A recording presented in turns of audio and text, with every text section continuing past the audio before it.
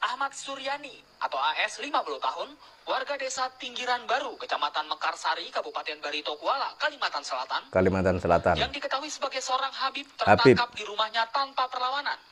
Penangkapan dilakukan setelah 6 orang santrinya lantaran sudah tidak tahan perlakuan pelaku dan melaporkan sang Habib kepada polisi bahwa telah diperkosa secara berulang-ulang.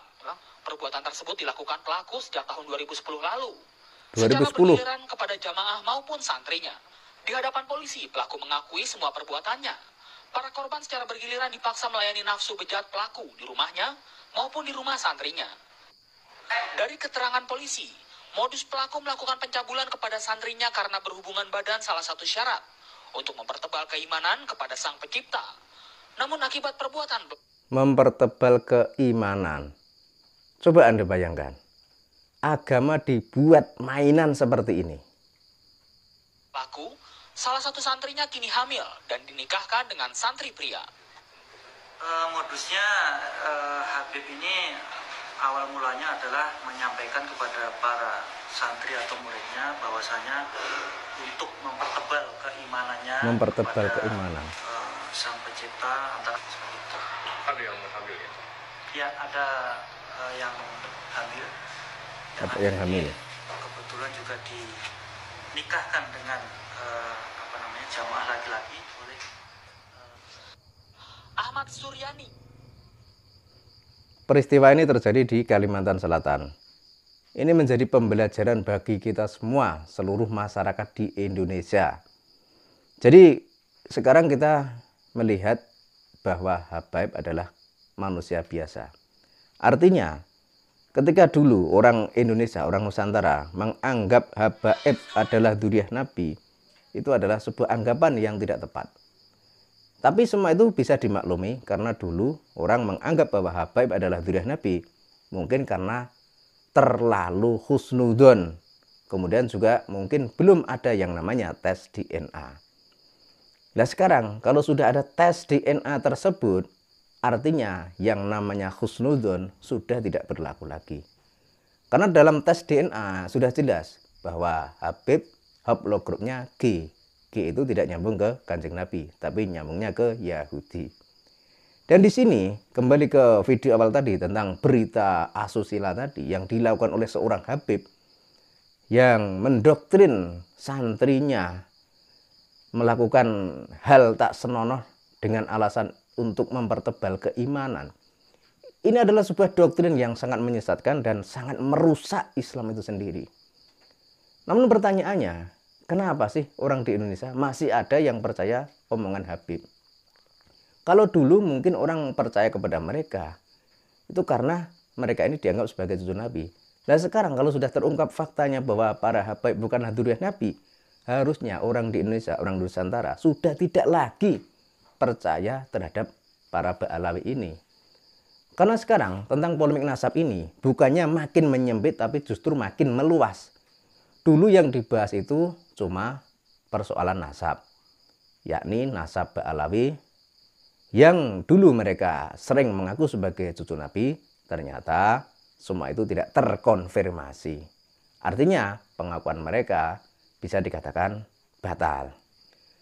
Ternyata sekarang ini melebar, tidak hanya membahas soal nasab saja, tapi ada juga indikasi apa yang dilakukan oleh para habaib adalah bertujuan ingin menguasai bangsa ini, ingin menguasai negeri ini, dan secara tidak langsung menjadikan orang pribumi Nusantara sebagai budak mereka.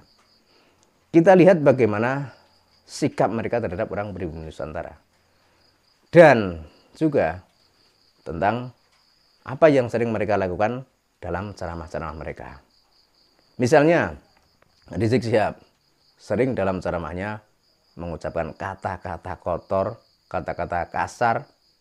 Di situ tidak mencerminkan sama sekali perasaan sopan atau hormat terhadap orang yang dimaksud.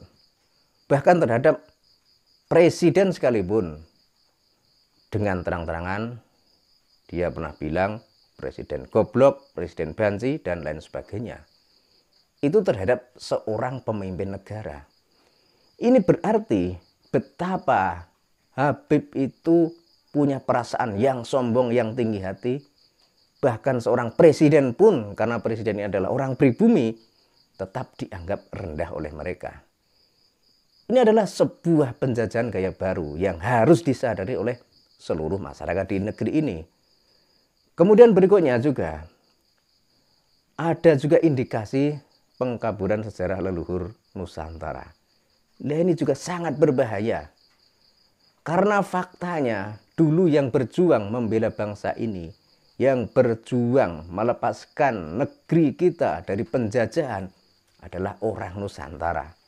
Sementara Habib Usman bin Yahya dulu itu menjadi anteknya penjajah Belanda. Bagaimana ceritanya? Yang dulu menjadi anteknya penjajah Belanda kok belakangan muncul seolah-olah sebagai pahlawan bangsa. Ini adalah sesuatu hal yang harus diperhatikan oleh seluruh masyarakat di negeri ini. Tidak hanya umat muslim saja, tapi juga terhadap umat non-muslim. Dan kembali ke video awal tadi, kejadian tersebut terjadi di Kalimantan Selatan. Dan sebagaimana kita lihat, di Kalimantan Selatan itu memang banyak habibnya. Di situ bisa dikatakan menjadi lokasi atau menjadi sarangnya para Ba'alawi. Dan sangat disayangkan, orang pribumi Kalimantan sendiri justru tersingkir dan terpinggirkan oleh para Ba'alawi ini. Ya memang mereka masih hidup berdampingan, masih hidup dalam suatu lingkup atau suatu wilayah.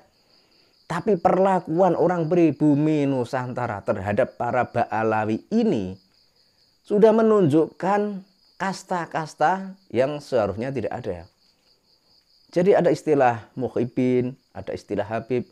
Ini adalah sebuah pengkastaan. Artinya seorang muhibin dengan habib ya tidak mungkin akan sejajar. Muhibin tetap berada di bawah si habib ini tadi. Dan kalau kita lihat misalnya di Kalimantan Selatan, muhibinnya adalah orang-orang pribumi Kalimantan. Sementara yang dipuja adalah habib dari Yaman. Secara tidak langsung, orang pribumi Kalimantan Selatan yang menjadi muhibinnya Habib itu adalah orang-orang yang terjajah. Dan kita sebenarnya sangat prihatin melihat keadaan seperti itu. Dan mudah-mudahan nanti pemerintah juga ikut andil menyikapi hal ini, agar jangan sampai bangsa kita, sebuah negara yang sangat luas, yang penduduknya mayoritas beragama Muslim, menjadi bangsa yang ditindas dan diinjak-injak harga dirinya oleh keturunan imigran dari Yaman yang mengaku sebagai cucu Nabi, tapi ternyata pengakuan itu hanya bertujuan untuk menguasai bangsa ini dan hanya untuk membodohi atau bahkan menipu umat muslim di negeri ini. Dan untuk mencegah hal tersebut, harusnya setiap orang yang ada di Indonesia memberikan edukasi dan penjelasan kepada orang di sekitarnya bahwa sebenarnya para Ba'alawi atau para habaib dari Yaman bukanlah keturunan Kanjeng Nabi, tapi mereka adalah keturunan Ba'alawi.